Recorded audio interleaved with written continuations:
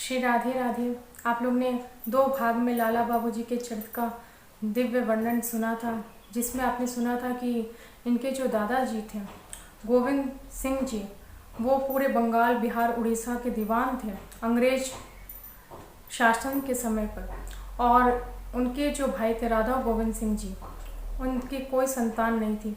और इन दोनों के इकलौते पुत्र प्राण कृष्ण सिंह जी, जो कि श्री लाला बाबूजी के पिताजी थे, तो उन तीनों के उत्तराधिकारी श्री लाला बाबूजी जिस समय पुरी में और अंग्रेज शासन के अंडर, ईस्ट इंडिया कंपनी के अंडर ये जब दीवान पद पर नौकरी कर रहे थे, तो उस समय इनके पिता का संदेश आया था और ये लौट करके कि पिता परलोक गमन कर चुके हैं, तो वापस लौटकर कलकत्ता आए थे।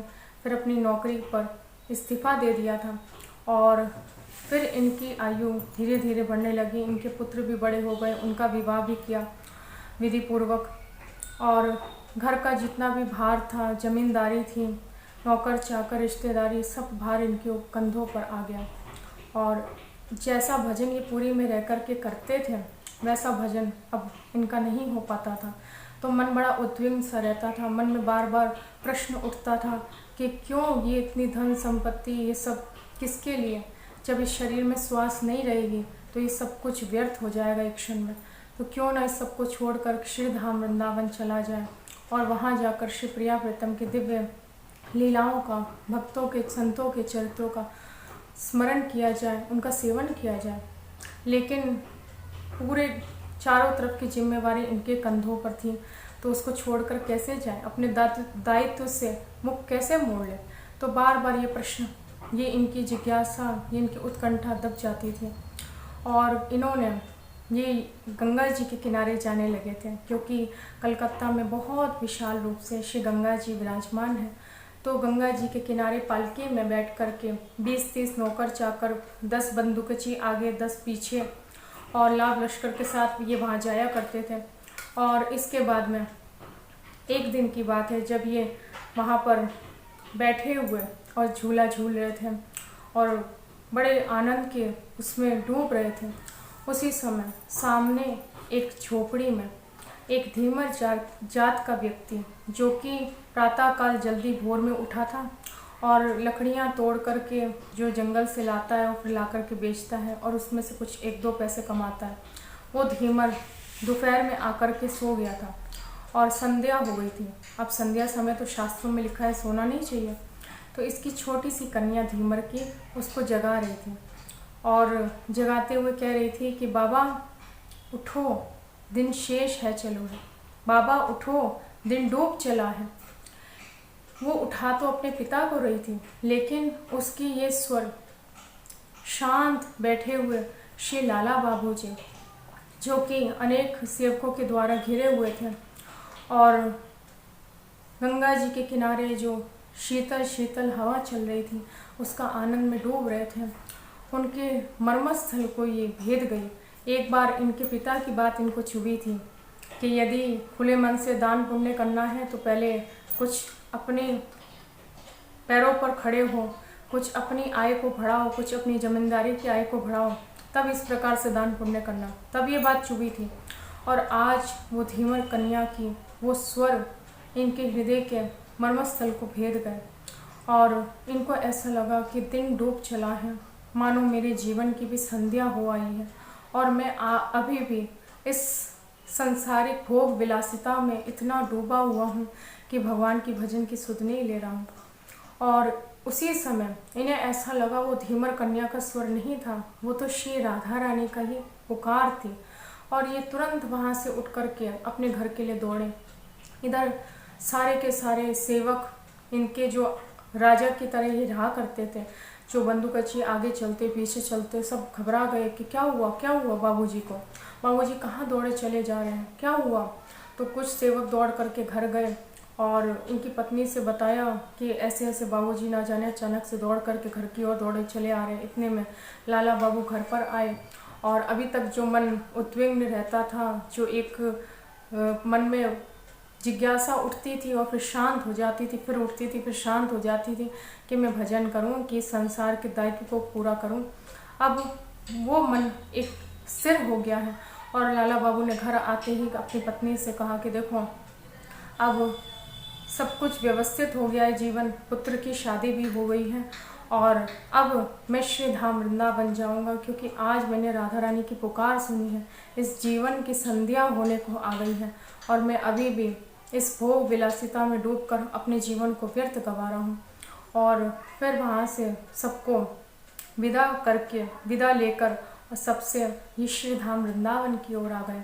जिस समय श्री लाला बाबू जी वृंदावन आए उस समय कुछ भी लेकर के नहीं आए, खाली हाथ वृंदावन आए और भिक्षावृत्ति करके ये जीवन निर्वाह करने लगे। पूरा दिन बैठकर भजन करते और शाम को केवल एक बार मधुकरी को जाते थे। देखिए ये मधुकरी क्यों करते थे, क्योंकि इतने बड़े ये कलेक्टर पद पर आसीन थे, दीवान पद पर आसीन थे और भिक्षा मांगना ये बहुत मुश्किल काम होता है। एक बड़े व्यक्ति के लिए, एक ऐसे व्यक्ति के लिए जो बहुत बड़े पद पर विराजमान हो, जिसके आगे हजारों नौकर चाकर घूमते हो, उसे यदि किसी के आगे हाथ पसारना पड़े तो ये बहुत बड़ा मुश्किल काम है। लेकिन लाला बाबू जी अपने अंदर इस छुपे हुए अभिमान को नष्ट करने के लिए एक बार शाम को केवल मधुकरी के लिए जाया करते थे और जो कुछ भी उसमें मिल जाता था उसको पा करके रह जाते थे संतुष्ट होकर और भजन करते थे। जब ये वृंदावन में निवास करने लगे तो वृंदावन में इन्होंने जगह जगह दर्शन किया तो क्या देखा कि मंदिर तो हैं पर उनके ऊपर शिखर नहीं है, भगवान तो हैं लेकिन उनकी सेवा नहीं हो रही है। क्योंकि जब औरंगज़ेब के बाद से ब्रज को बहुत ज़्यादा औरंगज़ेब ने क्षति पहुंचाई थी तो बहुत मंदिरों को, देवालयों को नष्ट कर दिया था, अंग भंग कर दिया था। तो वृंदावन की स्थिति, क्योंकि अब अंग्रेज काल आ गया था, अंग्रेज शासन काल था, ईस्ट इंडिया कंपनी का राज्य चारों तरफ भारत में फैल गया था।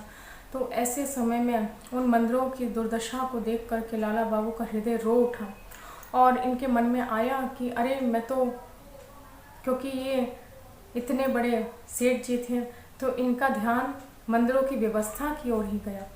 तो इनके हृदय में आया कि मैं तो ठहरा कंगाल, यदि मेरे पास कुछ होता तो खुले हृदय से आज मैं सेवा करता, इन सब मंदिरों का जीर्णोद्धार करता, इन देवालयों में सुचारू रूप से सेवा करता। लेकिन मैं तो स्वयं कंगाल, मैं तो कुछ भी लेकर नहीं आया।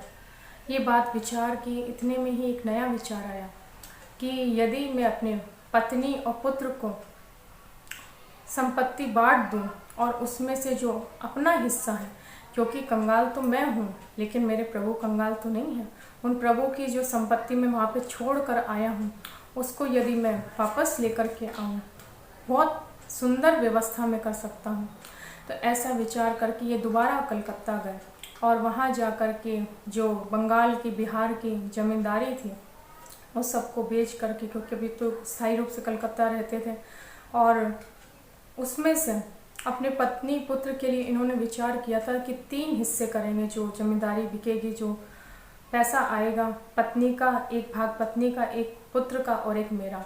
लेकिन पत्नी पुत्र ने फिर भी ज़्यादा ही रखा। लेकिन लाला बाबू के हिस्से में फिर भी उस समय के, क्योंकि ये आज से लगभग 200 वर्ष पुरानी घटना, इनके पास 25 लाख रुपए आए। उन 25 लाख रुपयों को लेकर के ये श्री धाम वृंदावन आए। साथ में थोड़े समय के लिए नौकर चाकर को भी लेकर आए और फिर इन्होंने, इनके नौकर चाकरों ने श्री वृंदावन में 84 कोस में और 74 परगने खरीदे। परगने आप समझिए जैसे कि मोहल्ला, क्षेत्र। तो इनकी, क्योंकि ये तो बहुत पढ़े लिखे थे, बहुत अच्छे से कार्य करते थे, तो सब सुव्यवस्था बनाना जानते थे।